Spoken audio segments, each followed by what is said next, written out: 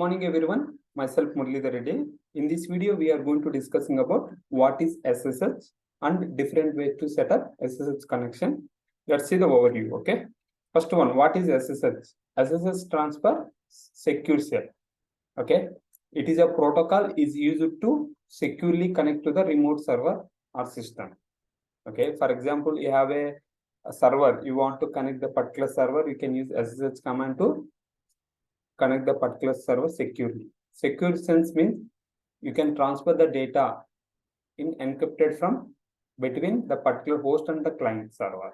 From the particular host and the particular client server, you can transfer the data encrypted way. Okay, using this SSH, you can transfer the data in encrypted between host and the client. Okay, there are two ways to set up that SSH. One is manually.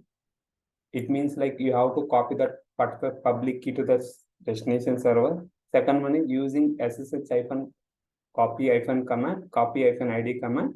Using this SSH-copy-id command, you can set up that connectivity. Okay, you can set up the SSH. What is that? Using manually. Second one is SSH-copy-id command.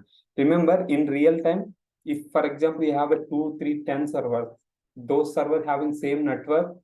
Okay, it means same VPC. In AWS, if we take it as AWS, we have same VPC.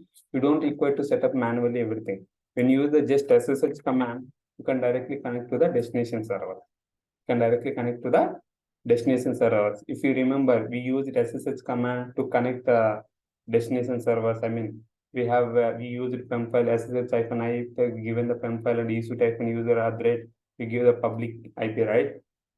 If we have connected, the same process will be followed in real time. If it is same network, all the servers. Okay, I hope understand, right? Any questions? If you have any questions, feel free to comment. I will try to respond as soon as possible. Thanks for watching this video. We will see you next video.